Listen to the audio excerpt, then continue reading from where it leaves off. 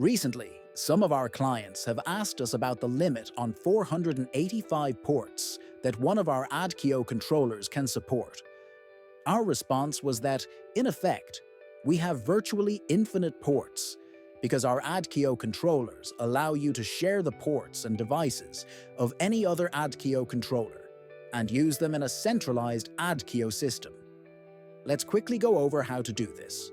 On the controller that you wish to share its devices, connected of course to ports of any type, we'll be using an Adquio that shares a LoRa receiver, a PT1000 probe module, and a GPS, all connected via Modbus RTU through its 485 ports.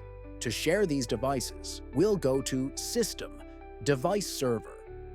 We'll see that this Adquio is sharing its devices on port 7900. All we need to do is create a new user. In this case, I've already created a user named user7 with a password. That's all there is to it.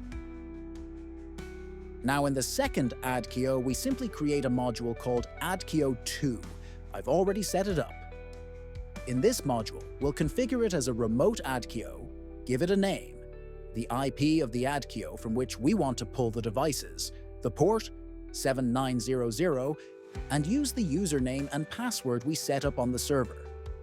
With this, both Adquios are now ready to connect. The only step left is to go to Devices. Click on the Scan button and select our new module Adquio2.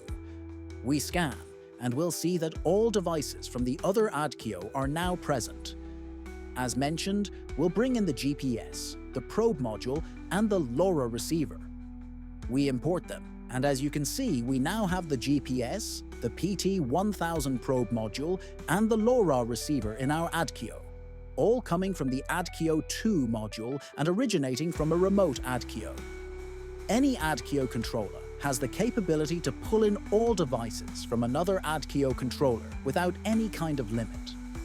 From this point on, we'll work with this device as if it were entirely our own in all respects. When we read, it will read from the other Adquio.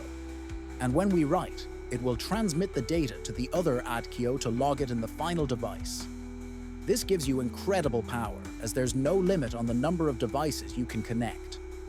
Let's enter the devices so you can see them. And as you can observe, they indeed have the probe values, updating in real time. That's all for today. See you in the next video.